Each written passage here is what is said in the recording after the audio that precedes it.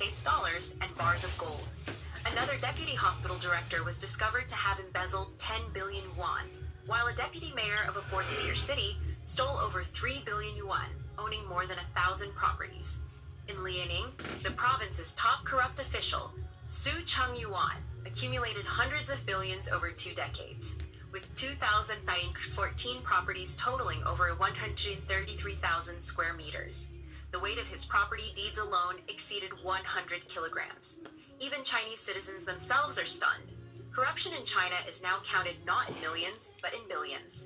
The most sensational recent case involves Sun Ying, party secretary of Ying'an County and director of the Hainan Provincial Market Supervision Bureau. When investigators searched her numerous properties, they initially found no cash or valuables, but in every home, there was a dust-covered treadmill. Upon inspection, each treadmill was found to be made of solid gold inside. Sun Ying only accepted bribes in gold. Once enough was collected, she melted it down and cast it into treadmills. Each golden treadmill was valued at over 6.6 million yuan in 2022, equivalent to 17 kilograms of gold. At today's prices, each would be worth around 18 million yuan. Corruption in China is no longer a matter of individual greed. It is a systemic disease, rooted from the central government down to the villages. Ordinary people can only hope that one day there will be a genuine purge of corruption, not just another 76-year-long performance of endless arrests and propaganda. Under the CCP's governance, while corrupt officials line their pockets, what kind of lives do ordinary people lead?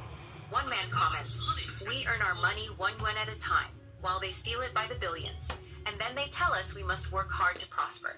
A volunteer in Pingdingshan, Henan Province, visiting a poor household narrates, "They are destitute to the extreme, so poor that they don't even have underwear and can only lie naked in bed." The man adds, "Just eat the flatbread. Don't say anything, just eat." The charity group brought some food, some apples, pears, and bread. Just eat and fill up. No more talking. Just eat. And thus poverty has disappeared in silence. One netizen asked, weren't they supposed to have eradicated poverty? This is a good question. On February 25, 2021, during the National Poverty Alleviation Summary and Commendation Conference, CCP leader Xi Jinping declared, "All 98.99 million rural poor have been lifted out of poverty according to current standards, calling it a miracle in human history."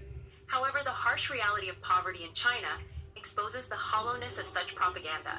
Mikhail Gorbachev, the leader who oversaw the collapse of the Soviet Union, wrote in his memoir, The Fate of the Soviet Union, "All of our economic policies were inefficient and undemocratic. The greedy privileged class amassed fortunes, while the rest of the people